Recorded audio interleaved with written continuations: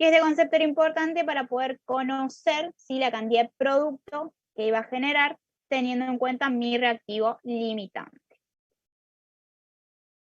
Luego determinamos que había ciertas sustancias, ¿sí? que a la hora de reaccionar no estaban puras, sino que estaban con un cierto grado de impurezas, que generalmente eran impurezas inertes, y lo que podíamos determinar era justamente el grado de pureza que iba a tener mi compuesto, ¿sí? Fíjense que el 100% era el peso total que yo tenía de la sustancia, y siempre los enunciados me daban un determinado grado de pureza que me iba a permitir calcular cuánto yo tenía realmente de mi elemento, mi sustancia pura. Y el otro concepto que también usamos es calcular el rendimiento de la reacción, ¿sí? Poder conocer cuánta cantidad de producto yo fui capaz de obtener. Y habíamos visto que existían dos tipos de rendimiento, un rendimiento real y un rendimiento teórico, ¿sí? El teórico es el que idealmente voy a obtener y el real es el que me va a generar la reacción si la hago de forma experimental.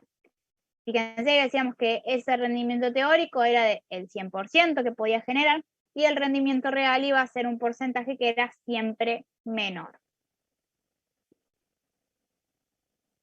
Bien. Entonces, con todos estos conceptos, ¿sí? un repasito rápido, vamos a hacer el análisis de un ejercicio, ¿sí? General que me involucran todas estas cosas. Fíjense que tenemos,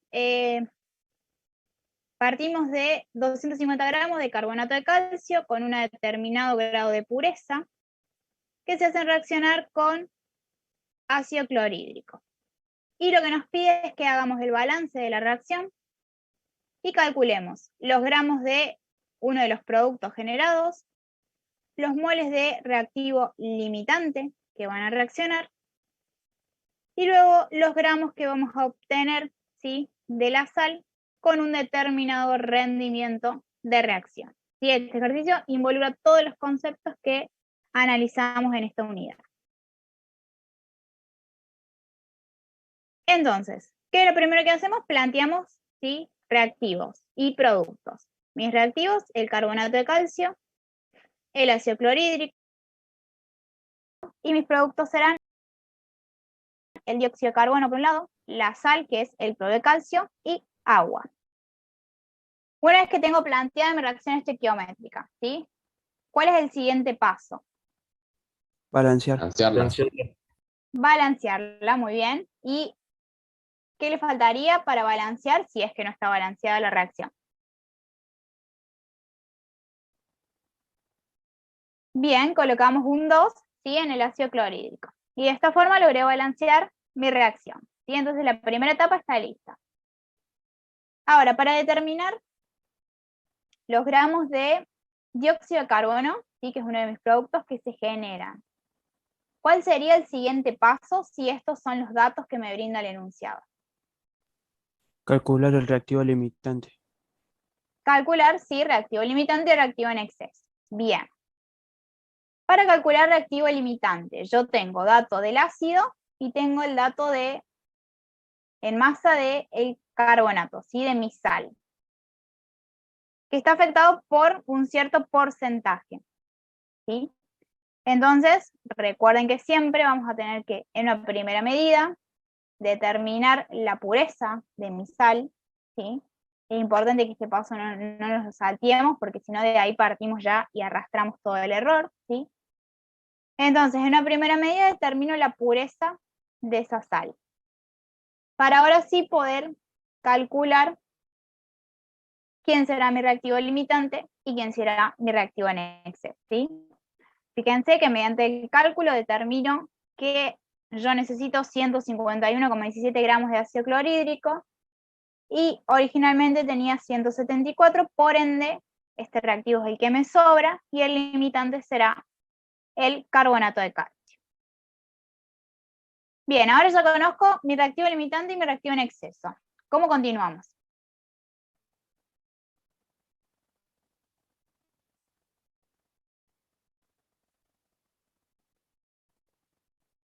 Y ahora con el Y, limitante tenemos que sacar los gramos de dióxido de carbono que se generaron. Bien, con el limitante calculo los gramos entonces, valiéndome de la estequiometría, ¿sí? De esta forma veo cuánto producto generé. Perfecto, hasta ahí el punto A. Para el apartado B, que me pide los moles del limitante que han reaccionado. ¿Qué plantearíamos ahí? Con el peso molecular del elemento y los gramos de reactivo. Con el peso molecular del compuesto sería en este caso, ¿sí? Porque es una sal lo que tengo. Yo sé que en un mol del carbonato de calcio tengo el peso molecular. En la cantidad que yo tenía originalmente, cuántos moles, ¿sí? Me dará eso que son 2,07 moles del carbonato. Bien. Y ahora, para la parte C, que me pregunta los gramos de sal producida si el rendimiento es del 95%. ¿Qué deberíamos hacer aquí? con el carbonato de calcio, el reactivo limitante, calcula cuántos gramos de sal hace. Bien, en la primera etapa entonces calculamos, ¿sí?, los gramos de sal obtenida con el reactivo limitante. Y ahora, ¿cómo continuamos? Sacamos el Ese es el 25% de eso. Y ahora lo que nos queda por decir es que ese es mi 100%, pero el rendimiento de mi reacción es de un 95%, entonces el valor real y la masa real de cloruro de calcio que obtendré será 218,58 gramos. ¿Sí? Bien, y acá en este ejercicio, fíjense que era bastante completo, involucrábamos reactivo limitante, reactivo en exceso, en una primera medida la estequiometría, luego la parte de la pureza y el concepto de rendimiento de reacción. ¿Sí? Todo lo que hemos visto en la primera etapa de la unidad. ¿Alguna duda de este tema? No, profe. Sí, Sí, lo que me mata un poco es la ecuación. Yo por lo menos no practiqué ninguna así. En el parcial puede parecer así, que descomponemos sales y ácidos en... vos decís que te lo dé con nombres, por ejemplo. Pueden haber algunos casos donde esté ya la ecuación, ¿sí? Ustedes tengan que ver si está balanceada, o en otros casos les diremos cuáles son, en forma de escrito en nombre, digamos, de los compuestos, también como para involucrar ahí la parte de nomenclatura, ¿sí? Nomenclatura y la expresión de la fórmula química. Pero le No, daríamos los nombres de todos los compuestos que se forman. Sí, fíjate acá que te dice la sal producida, en este caso veremos los gramos de cloruro de calcio producido. ¿Sí? No sé si a eso va la pregunta. sí, claro, o sea, tipo, yo no, no sabría qué pasa Sí, si sí. reacciona carbonato de calcio, ácido clorhídrico, se hace dióxido de carbono, agua. Sí, sí, No. le vamos a especificar cuáles son los reactivos, ¿sí? Si no le damos la reacción escrita, le especificaremos cuáles son los reactivos y cuáles son los productos que se obtienen. Sí. Ah, bueno, profe, ya me estaba preocupando, digo, esto no lo sé hacer. Ustedes sí lo que tienen que saber es cómo pasar del nombre a la fórmula o de la fórmula al nombre. Eso sí, porque sí entra en la parte de nomenclatura, ¿sí? Profe, ¿podemos tener la tabla de ionizaciones? Para los exámenes, sí, las han usado siempre en los exámenes, ¿o no? Sí, sí, por eso Sí, le sí, preguntaba, sí, la por las pueden dudas. usar. Sí, sí, pueden usar las tablas, las pueden usar a todas porque, de hecho, en algunos casos van a necesitar buscar valores o datos en tablas. Sí, de eso ustedes pueden disponer las tablas esas y la tabla periódica. Profe, tengo una consulta. Sí, En el producto está el dióxido de carbono y el agua. ¿El otro es cloruro de calcio? ¿El compuesto? sí, cloruro de calcio, es una sal. No, sal binaria vendría siendo. Sí, Ah, tenemos el perfecto. catión calcio y el anión cloruro en este caso. Bien, entonces eso con respecto a la primera unidad, ¿sí? Pasamos ahora a la unidad número 2, que tenía que ver con una primera medida, bueno, con la estructura atómica, que esos son más conceptos teóricos, ¿sí? Y después hablamos de, en lo que respecta al práctico, la parte de configuración electrónica y el análisis que hemos hecho de la tabla periódica de acuerdo a las propiedades, ¿sí? Que eso también es conociendo, digamos, la propiedad, cómo analizamos si crece o decrece o hacia dónde se dirige a lo largo de un grupo, a lo largo de un periodo en la tabla. Particularmente nos vamos a enfocar en la parte práctica, en lo que es configuración electrónica, ¿sí?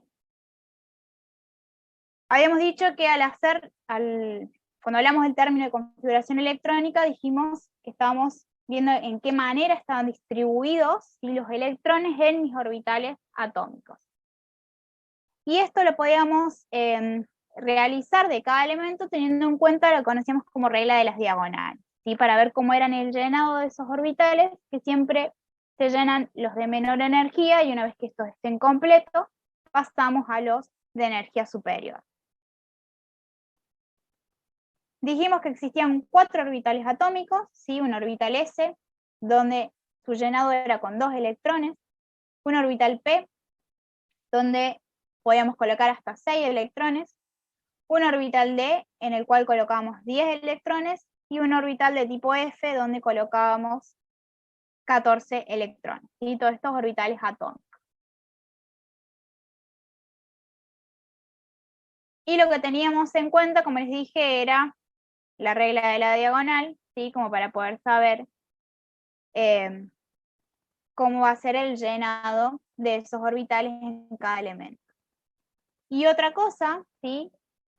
Era que mediante nosotros conocer el número atómico, ¿sí? El valor de Z, la cantidad de protones que íbamos a tener en mi átomo, podíamos conocer de manera simple la cantidad de electrones, ¿sí? Porque como estábamos hablando siempre de átomos neutros, la cantidad de protones carga positiva y de electrones carga negativa debería ser la misma, ¿sí?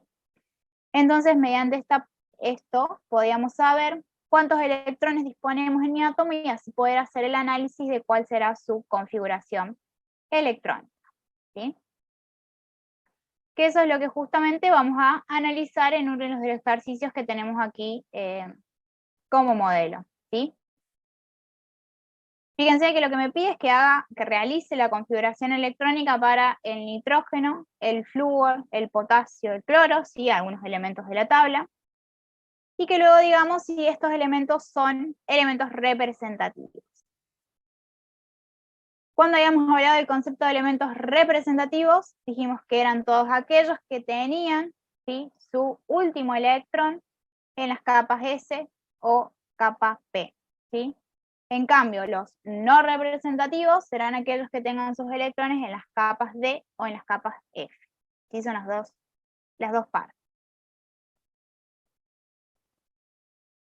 Entonces, para comenzar a analizar esto, lo primero que hacemos es fijar el elemento del cual estamos hablando, ¿sí? Determinar, ¿sí? Cuál es su número atómico, el Z, que me da la cantidad de protones que voy a tener y por ende, ¿sí? También la cantidad de electrones que tendré para lograr justamente la neutralidad. Y luego, teniendo en cuenta de cómo es el llenado de estos orbitales atómicos, poder desarrollar la configuración electrónica, ¿sí? Fíjense, si acá analizamos el nitrógeno, nosotros vamos a tener que llegar a obtener 7 electrones, ¿sí? Entonces, ¿cómo deberíamos plantear la configuración electrónica de este elemento? ¿Cómo nos quedaría? 1s2, 2s2 y 2p3, ¿o no? Eso nos quedaría muy bien, 1s2, 2s2 y 2p3. Si yo cuento los exponentes aquí, la totalidad es 7 electrones. Para el elemento que sigue, que es el flúor, que tiene un número atómico de 9, por ende 9 electrones, ¿sí? Para completar. Es ¿Cómo igual, me quedaría? pero termina en 2p5. Nos quedaría, sí, igual que el anterior, y la última parte sería 2p5. Muy bien. Si vuelvo a contar los exponentes, son los 9 electrones. Para el caso del potasio,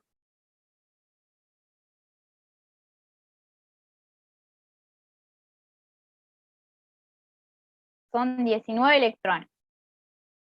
Hasta acá sería igual, y después, ¿qué más agregaríamos? 3S2, 3P6 y 4S1, creo. Muy bien, sí, nos quedaría entonces la terminación en 4S1. Nuevamente cuento los exponentes para corroborar y llego a completar esa cantidad que son los 19 electrones.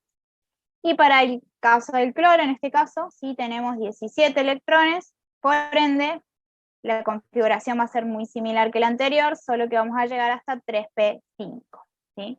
Nuevamente cuento los exponentes y llego al valor de 17. Y ahora, si analizara cada uno de estos elementos y tuviera que decir si son representativos o no, o cuáles son y cuáles no, ¿qué me dirían ustedes? Son todos. Que en este caso, muy bien, como todos estos elementos tienen, ¿sí?, en su último nivel electrones en los orbitales atómicos P y S, ¿sí?, todos corresponden al grupo de los elementos representativos, ¿sí?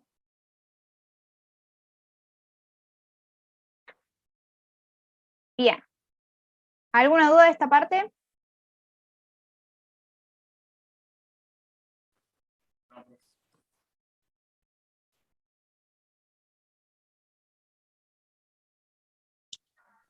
Bien. Entonces ahora avanzamos a la unidad número 3, ¿sí? Que es la parte de enlace químico. En esta unidad, ¿qué vimos? Que los elementos, ¿sí?, de la tabla periódica se iban a unir a otros elementos o a sí mismos mediante enlaces, y esos enlaces, ¿sí?, se realizaban con sus electrones de valencia, que son los del último nivel de energía. Habíamos dicho que teníamos 3 tipos de enlaces químicos: un iónico, que estaba dado por la transferencia de electrones de un átomo, sí, que los va a donar a otro átomo que los va a aceptar. Y siempre logramos, lo que buscábamos era obtener la configuración electrónica más estable, que era la de mi gas noble, ¿sí?, completar con la regla del octeto. Hablamos de enlace covalente, donde los átomos aquí van a compartir, ¿sí?, los electrones, nuevamente hasta adquirir la configuración de mi gas noble, cumplir con la regla del octeto. Y por último hablamos de aquellos enlaces que eran del tipo metálicos, ¿sí?, en donde vamos a compartir los electrones, pero en este caso vamos a tener los cationes, ¿sí?, que iban a estar en algo que llamamos mar de electrones, es decir, que esos electrones iban a estar localizados y formando como una especie de nube, ¿sí? Eran los 3 tipos que podíamos tener. ¿Qué más dijimos de esta parte? Que íbamos a poder determinar, ¿sí?, cómo eran ese tipo de enlaces que se generaban y cómo era la molécula, ¿sí? Hablamos de átomos con diferentes electronegatividades, me daban un enlace de tipo polar. Y cuando hablamos de la molécula podíamos tener 2 casos, ¿sí?, que las moléculas sean apolares o polares. Y eso lo determinamos mediante el valor, ¿sí?, que arrojara el mu o el momento dipolar, ¿sí? Cuando mu era nulo, ¿sí?, hablamos de una molécula de tipo apolar, y cuando mu era no nulo, ¿sí?, hablamos de una molécula de tipo polar. Ahora, para analizar si dentro de cuál de los 3 tipos de enlaces me encontraba, yo lo que podía hacer de una forma simple era, mediante las electronegatividades de los elementos que formaran este enlace, poder obtener un valor y en base a ese valor saber si estoy hablando de un enlace de tipo iónico, ¿sí?, si estoy hablando de un enlace de tipo covalente, y dentro del covalente analizar si se trata de un enlace polar o un enlace no polar. Y lo último que analizamos aquí es lo que tiene que ver con cómo era la geometría, ¿sí?, una vez realizada la estructura de Lewis, cómo era la geometría que tenía esa molécula formada. Y por un lado teníamos la geometría electrónica, ¿sí? Donde se consideraban únicamente los electrones que estaban enlazados a mi átomo central. Y por el otro lado la geometría molecular, en donde además de los átomos enlazados, también teníamos en cuenta aquellos átomos que estaban libres o no enlazantes, ¿sí? Siempre partiendo del átomo central. Bien, esto es más o menos un repasito de los conceptos que hemos visto en la parte de enlace químico. Y la idea ahora es que podamos con todo eso sí hacer la clasificación de un determinado compuesto. Fíjense que aquí nos dice que para el tricloruro de boro, indiquemos la estructura de Lewis y hagamos el cálculo para llegar a obtener la estructura. Determinemos el tipo de enlace que tienen, la geometría electrónica y la geometría molecular, y que por último digamos ¿sí? Algo sobre la polaridad de esa molécula. ¿Sí? Entonces, si yo estoy hablando del tricloruro de boro, ¿sí? ¿Cómo sería la fórmula de este compuesto? Así ahora pasamos un poco de nomenclatura. Sería, ¿sí? A ver ahí. Sería bien, como dijo su compañero, boro cloro 3, ¿sí? Entonces, para ahora comenzar a desarrollar la estructura de Lewis, nosotros habíamos dicho que los electrones se van a unir y formar enlaces siempre con sus electrones de valencia. Entonces, primero determino cuántos electrones necesito, ¿sí? Para formar ese enlace. El boro, 1 por 6. El cloro, son 3 átomos de cloro, por 8. El cloro por 8 porque completa su octeto. En cambio, el boro tiene únicamente 6, porque recuerden ustedes que habíamos dicho que era una de las excepciones, ¿sí? El hidrógeno, el boro, el aluminio y el berilio eran los elementos que no completaban, ¿sí? Tenían un octeto incompleto. Bien, entonces en la primera medida los necesarios, después los disponibles, que son los que realmente sí tienen mis elementos, el boro 3 electrones de valencia, el cloro 7 electrones de valencia.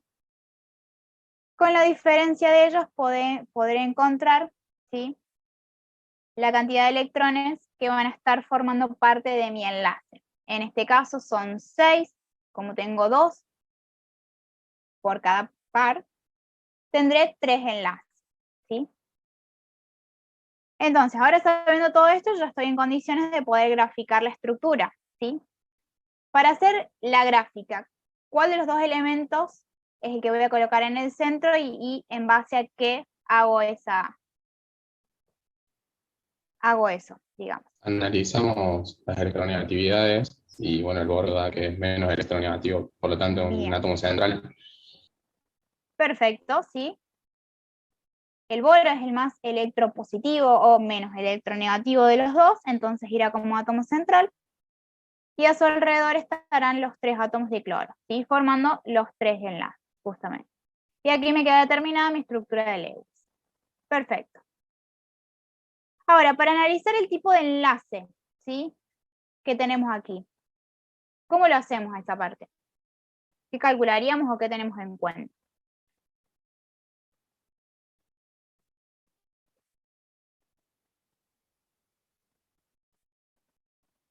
¿Puede repetir, profe? ¿Qué es lo que yo debería calcular o cómo determino el tipo de enlace? Es decir, si es un enlace iónico, covalente o metálico. Con la electronegatividad. Con la electronegatividad, ¿sí? Muy bien. Calculando, ¿sí? La diferencia de electronegatividad entre estos dos compuestos y sabiendo, ¿sí? En qué parte cae, podré determinar que como mi diferencia de electronegatividad es 1,2, estoy hablando de un enlace que será covalente polar. ¿Sí? Bien. Ahora, si hablamos de geometría electrónica y geometría molecular, ¿cuáles serán para este tipo de estructura? Perdón, una Plana trigonal. sí, En este caso, lo que debo analizar es que tengo una molécula formada por 3 enlaces, ¿sí? No tengo electrones libres, por ende, como bien dijeron, la geometría electrónica y la geometría molecular son iguales y corresponden con una estructura del tipo plana trigonal, ¿sí? Donde los ángulos son de 120 grados. ¿Sí? Bien. Y para la última parte que me pide que analice la polaridad de mi molécula. ¿Cómo podríamos determinarlo y qué tipo de molécula será, en este caso, el tricloruro de boro? Apolar puede ser, profe. A ver, no escuché bien, ¿cómo dijeron? ¿Apolar o no? A ver, ¿por qué sería apolar? Si yo hago el análisis de los momentos dipolares, ¿sí? Fíjense que lo que tuve que ver es que tuviera, ¿sí?, un momento dipolar. Esto que tenemos aquí. Ay, acá me quedó mal. Me quedó sin corregir esta parte. Pero fíjense que si analizamos el boro, ¿sí?, mi átomo central, y cómo son esas, cómo van esos, digamos, desde el átomo central, del más positivo, hacia los extremos, ¿sí?, el átomo del cloro, vemos que aunque los enlaces son polares, ¿sí?, los momentos individuales se anulan por la geometría que posee esta molécula y me termina dando una geometría de tipo, muy bien como dijo su compañero, una molécula apolar, ¿sí? Esto aquí me quedó sin corregir, lo copié de un ejercicio anterior y no lo cambié. Bien, entonces, más o menos en la parte de enlace vamos a tener que hacer todo este análisis, ¿sí? Vamos a tener un compuesto en donde... profe, pregunta. No me quedó claro el tema de polar. ¿Cuándo voy a polar un enlace? Debo escuchar medio cortado, pero si vemos, creo que tiene que ver con la pregunta con la polaridad. Hablamos de Sí. moléculas apolares cuando era nula y hablamos de moléculas polares, ¿sí?, cuando esa diferencia no era nula. Perfecto. Ahora sí. Bien. Bien, entonces como les decía, en el ejercicio, en la parte de enlace, vamos a seguramente tener un determinado compuesto en donde tengamos que analizar su estructura, ¿sí? Tengamos que decir qué tipo de enlace posee, tengamos que determinar el tipo de geometría, ¿sí?, geometría electrónica y geometría molecular, que puede o no ser la misma dependiendo de los enlaces y los electrones libres, y por otro lado determinar si la molécula sea polar o apolar, ¿sí? Es todo lo que tendríamos en esta unidad. Profe, yo tengo una duda entre la geometría electrónica y la geometría molecular. No entiendo la diferencia. Bien, cuando analizamos la geometría electrónica, vamos a tener en cuenta únicamente, ¿sí?, los enlaces. Fíjate si vemos acá la estructura, y vuelvo acá, ¿sí? Tengo en cuenta los electrones que estén formando enlaces. En este ejemplo, ¿sí?, tengo 3 enlaces, ¿sí? No tengo electrones libres. Para analizar la geometría molecular, además de mis enlaces, voy a tener en cuenta si la molécula tiene, el átomo central, perdón, tiene electrones libres, ¿sí? Si yo acá tuviera, que no es el caso porque no va a suceder, dos electrones aquí, ¿sí? Estos electrones me van a estar generando una repulsión, esos electrones libres, y eso va a hacer que la geometría de mi molécula, la geometría molecular, debido a la presencia de esos electrones, genera repulsión, ¿sí?, y modifique la estructura. Ya no sea más plana trigonal con ángulos de 120 grados, y ahí es donde cambia mi geometría electrónica, se diferencia de mi geometría molecular, ¿sí? Cuando tengo electrones libres en este caso. No, profe, gracias. De nada.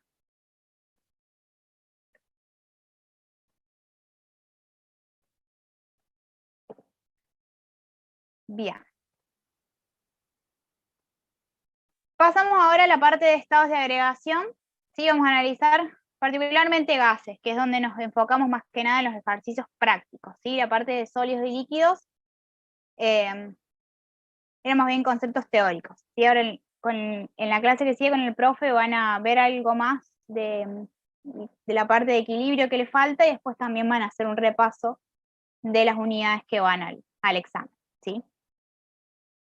Entonces, si hablamos particularmente de gases, habíamos utilizado, ¿sí?, principalmente la ecuación general de estado, o lo que se conoce como la ley de gases ideales, ¿sí?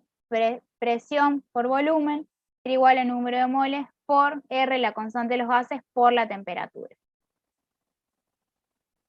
Siempre dijimos que tenemos que tener en cuenta las unidades que me dan los datos, ¿sí?, y dejarlo todo en unidades que se correlacionen con la constante, en atmósfera, en litros, en moles y en Kelvin.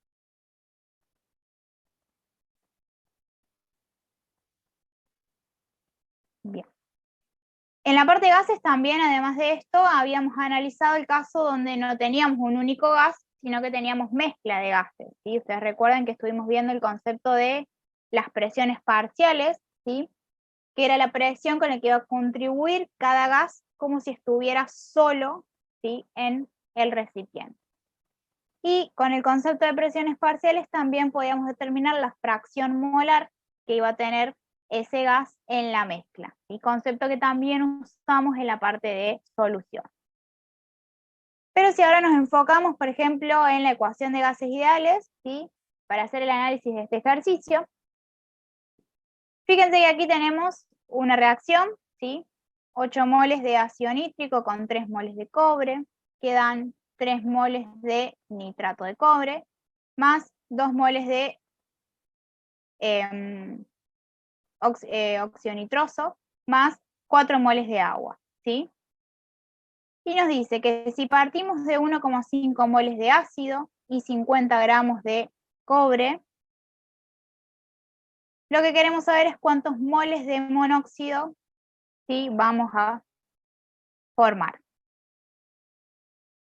Y luego nos dice que deseamos almacenar ese gas en un recipiente de 7 litros con una presión de 1,5 atmósferas y lo que nos pregunta es la temperatura, ¿sí?, a la que deberá encontrarse ese recipiente.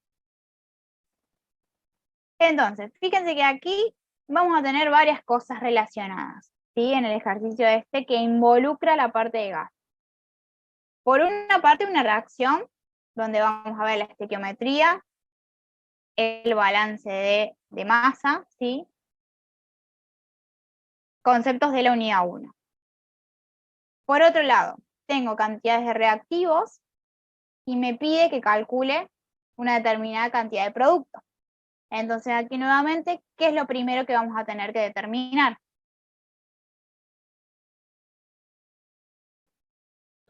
El limitante y el exceso, los reactivos. Determinamos si reactivo limitante y reactivo en exceso, ¿sí?, otro concepto. Y por último, ¿sí?, con estos datos de volumen y presión, calcular una temperatura, que aquí es donde involucrará la parte de la ecuación de gases ideal, ¿sí? Entonces, como bien dijeron ustedes, una vez planteada mi reacción, lo que me queda para hacer es el cálculo de mi reactivo limitante y mi reactivo en exceso, ¿sí? Esto podemos hacerlo a los dos o con uno solo, yo ya puedo identificar, ¿sí? Eso queda a criterio de cada uno de ustedes. Y aquí sé que mi reactivo limitante es el ácido nítrico, y mi reactivo en exceso en este caso será el cobre. Ahora, para poder determinar la cantidad de moles de monóxido de nitrógeno formados, lo que haré es con mi limitante, ¿sí?, y mi estequiometría de reacción poder calcularlo mediante esta regla de 3,5, ¿sí? Y hasta ahí la primera etapa, en donde involucraba más que nada los conceptos de estequiometría de reacción y reactivo limitante, reactivo en exceso y generación de productos, ¿sí? Ahora, para poder calcular la temperatura, ¿sí? A la que deberá estar este sistema, este gas, ¿cómo lo haríamos? Si tenemos todos los datos o nos estaría faltando calcular algo antes.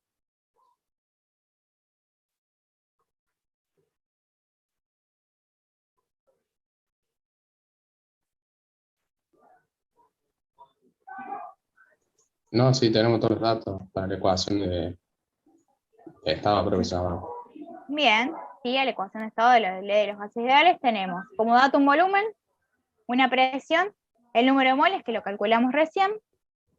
Por ende, puedo hacer uso de mi ecuación general de estado o ley de gases ideales y de ahí despejar la temperatura en la que se encontrará, ¿sí?, dicho gas. Siempre teniendo en cuenta, bueno, en este caso las unidades estaban bien, expresadas ya en litros y en atmósferas, pero en el caso de que no, debo chequear en primera medida eso y luego verificar aquí que todo se cancele y me queden en unidades de temperatura. Bien, entonces aquí hemos hecho un ejercicio donde relacionamos, por un lado, el concepto de gases, ¿sí?, lo visto en esta unidad, y por el otro lado, los conceptos de siempre de reacción química, estequiometría de reacción, reactivo limitante, reactivo en exceso. Podríamos haber incorporado algo de rendimiento, algo de pureza, ¿sí?, mezclado todo en un mismo tema. ¿Queda claro? ¿Alguna duda? Profe, yo tengo una duda. Sí. Yo hice la autoevaluación y en uno de estos tipos me salió, tenía todos los datos y tenía que calcular el número de moles. Hice el cálculo y me dio 2 y estaba todo bien balanceado y el resultado no me daba con lo que estaba en la autoevaluación de valores. Y probé de otra forma poniendo, porque tenía condiciones normales, con los litros, y con eso sí me dio, pero o sea, usé los mismos valores en todo, no le cambié nada, solamente cambié la metodología de uso. O sea, eso me afectó en el resultado, pero no sé si afecta en el parcial y el método que usé. A ver, a vos que te pedía que encuentre el número de moles con la ecuación de gases. Me pedía la masa de un compuesto, Sí. pero hay que sacar el número de moles anteriormente del reactivo. Claro, con la ecuación de gases ideales. Claro, lo saqué con eso y me dio un resultado, pero cuando le reemplacé para sacar la masa no me daba. Y lo saqué de otra forma, aplicando 22,4 litros de un mol y saqué los litros que tenía original y me dio otro número de moles. Y con eso ya sí pude sacar en la masa. Bien. Cuando yo hago el cálculo, ¿sí?, para lograr ese 22,4 litros, lo que uso es esta ecuación, ¿sí? Vos colocaste, para la ecuación colocamos que estamos a una atmósfera, queremos saber el volumen, para un mol, el R es 0,084, y la temperatura, ¿sí? ¿Qué temperatura habías utilizado para calcular? Yo tenía todo, tenía la presión, tenía el volumen y la temperatura tenía los 298 Kelvin. Claro, condiciones estándares. Reemplacé por el número de moles, me dio 2,05 y de la otra forma me dio 2,23. Sí, lo raro es que debería haberte, dado el mismo valor. A ver. Ese para ver si lo había hecho bien o mal. Sí, a ver un segundito, voy a corroborar. Bien. Presión.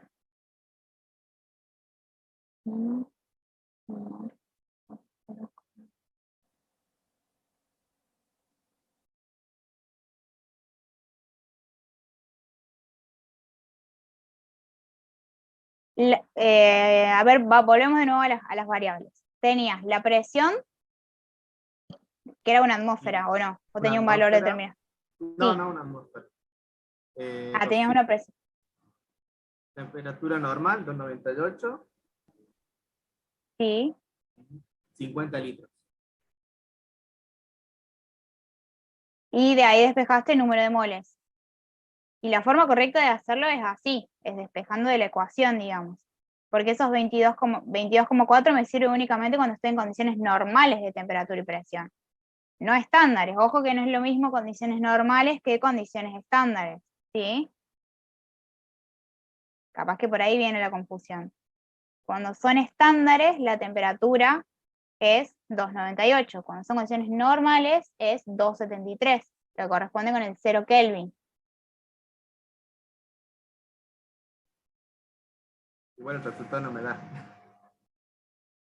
Bien, podemos chequear. La verdad que las partes de las autoevaluaciones las cargó el profe del teórico, ¿sí? Yo no he visto todos los ejercicios, pero déjame que lo chequee por las dudas, a ver qué es lo que puede pasar que no da el mismo valor. Sí, o puede ser Igualmente algún puse error de varios que no daban el ejercicio. varios que no Varios. daban. Sí, sí, sí.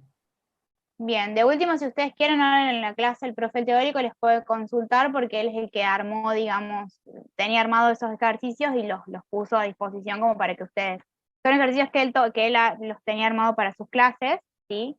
Del cuatrimestre y los cargó como para que pudieran hacer la resolución, ¿sí? Pero está bueno que si ustedes encontraron que hay algunos que por ahí están, tienen algún error en el resultado, ¿sí? Porque nos puede pasar que por ahí estemos haciendo los cálculos y tipiemos algo mal y bueno, no. Por eso está bueno que si ustedes han encontrado algún error, que lo avisen, digamos, así ya lo corregimos para la próxima vez que no suceda, ¿sí? Pero yo me voy a fijar que me dicen de la parte de gases a ver qué es lo que puede estar pasando porque no le coincide el resultado, ¿sí? Pero el cálculo deberían hacerlo despejando de acá el número de mol, ¿sí?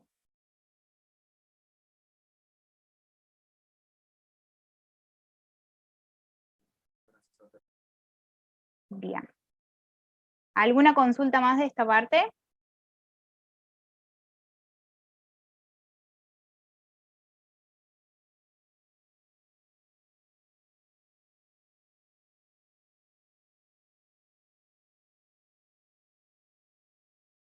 Bien, entonces pasamos a lo último, sí, que es el tema de soluciones.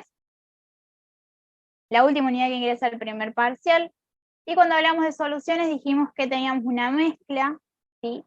De dos o más sustancias, una mezcla de tipo homogénea. Y vamos a estar formada por dos componentes. Uno que llamamos soluto, que era la sustancia que se encontraba en una menor proporción, y otro al que llamamos solvente, sí, que era el que teníamos en mayor cantidad y iba a hacer que mi soluto se disolviera. Una cosa importante que aclaramos es que no debería ocurrir reacción química entre el soluto y solvente, ¿sí? Cuando estamos hablando de soluciones, únicamente es la mezcla entre estos dos sustancias. ¿Qué podíamos determinar de las soluciones? Las concentraciones, ¿sí?, que iban a tener. Hablamos de concentraciones en unidades químicas y físicas. En químicas, el concepto de molaridad y fracción molar de soluto y solvente. Y en unidades físicas hablábamos de valores que estaban expresados en formas porcentuales, ¿sí? Porcentaje peso en peso, porcentaje peso en volumen y porcentaje volumen en volumen, ¿sí? Y esta unidad de concentración me da una idea de la cantidad de soluto, ¿sí?, que yo voy a tener en mi determinada solución. Entonces, ahora con todos estos conceptos de soluciones, ¿sí?, lo que les planteo es que realicemos este ejercicio, ¿sí? Con todos estos ejercicios son ejercicios extras, no los tienen en la guía porque la idea era justamente darles más para que ustedes usen esos para practicar. Fíjense, lo que vamos a tener es que el enunciado me dice una reconocida marca de galletas se encuentra desarrollando un nuevo producto para lanzar al mercado. Usted es el encargado de realizar las pruebas a escala de laboratorio para elaborar la mezcla con la cual se van a endulzar las nuevas galletas. Para ello dispone de 20 gramos de azúcar, ¿sí?, como sacarosa, en 50 mililitros de disolución. La densidad de la solución es 1,46 gramos por litro y nos da el dato del peso molecular de la sacarosa, ¿sí?, este compuesto orgánico. Y lo que nos pide calcular es algunas unidades, ¿sí?, de concentración, porcentaje peso en volumen, molaridad y molalidad, ¿sí? Entonces, como siempre, lo primero que yo les recomiendo hacer es colocar los datos e identificar mi soluto y mi solvente, ¿sí? Fíjense en este caso, el soluto será el azúcar, la sacarosa, y el solvente será agua. ¿Qué más sé yo? Que tengo que mi solución global, ¿sí?, se constituye por un volumen de 50 mililitros y además conozco la densidad de dicha solución en gramos por mililitro, ¿sí? Y además otra cosa que sé es que dispongo de 20 gramos de mi soluto de la sacarosa para ser diluida. Ahora, si yo quisiera calcular la primera unidad, que es porcentaje peso en volumen, será la masa de soluto sobre 1000 mililitros de solución por 100 expresado en forma porcentual, ¿sí? Si yo analizo aquí de acuerdo a los datos que tengo, la masa de soluto la conozco, ¿sí? Y también conozco que esa masa de soluto está en 50 mililitros, ¿sí?, de solución. Entonces, yo podré decir que en 50 mililitros tendré los 20 gramos, en 100 mililitros tendré 40 gramos de mi soluto. Por ende, si quisiera expresarlo en forma de concentración, porcentaje de peso en volumen, diré que tengo un 40% peso en volumen de esta solución de sacarosa con agua, ¿sí?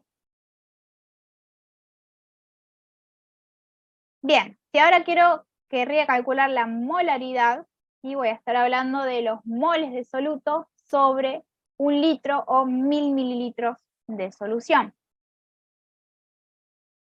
En este caso, los moles yo no los conozco, ¿sí? Lo que tengo es un peso másico, masa. Por la estequiometría de reacción, porque me dan el dato de su peso molecular, puedo de una forma sencilla poder determinar a cuánto equivale eso en número de moles. Y ahora lo que me queda por decir es que esos moles están en los 50 mililitros, que es mi solución.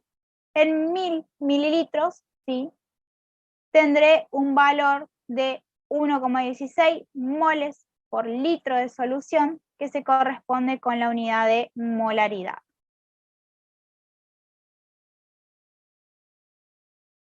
Y por último, ¿sí?, calcular la molalidad de mi solución.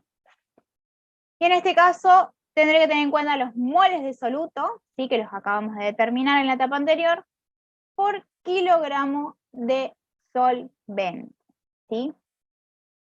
Aquí es donde tengo que tener en cuenta el dato que me da de densidad, ¿sí?, para poder conocer los kilogramos de solvente que tengo en mi mezcla, ¿sí?, porque no, directamente no lo sé. Entonces, ¿para qué uso ese dato de densidad? Para poder de aquí despejar la masa, ¿sí?, de solución que poseo. Ahora, yo sé que esa masa de solución va a estar formada por la masa de soluto más la masa de solvente. Por ende, de aquí poder despejar y conocer, ¿sí?, cuántos gramos de agua son los que tendré en mi mezcla. Ahora, lo que me queda por plantear es que esos 53 gramos de agua, ¿sí?, en esos 53 gramos de agua tengo 0,058 moles de mi soluto. En 1 kilo o 1000 gramos de agua tendré 1,09 moles. Y esto es lo mismo que decir 1,09 mol por kilo o 1,09 molar. ¿Sí? Entonces aquí pude expresar esta solución, soluto sacarosa, solvente agua, en distintas unidades de concentración. ¿Alguna duda de esta parte de soluciones? Generalmente van a ser ejercicios que pidan así cálculos de concentraciones de todas las variantes que hemos visto.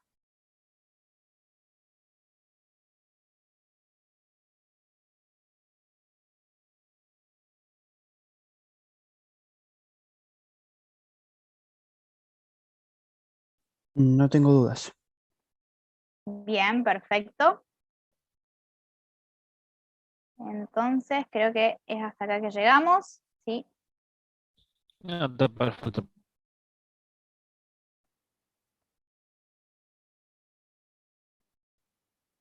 ¿Alguien quería preguntar algo? Me parece que escuché recién, pero no se alcanzó a oír del todo.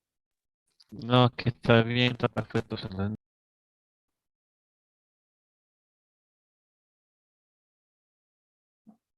Pablo, se te entrecorta el micrófono y no llego a escuchar bien cuál es la Dice que está consulta. bien, que se entendió. Ah, bien, bien. Bien. Profe, ¿esto lo deja subido en el UV? Sí, yo ahora ya les Como cargo casi me uno, no llegué a ver todo. Ah,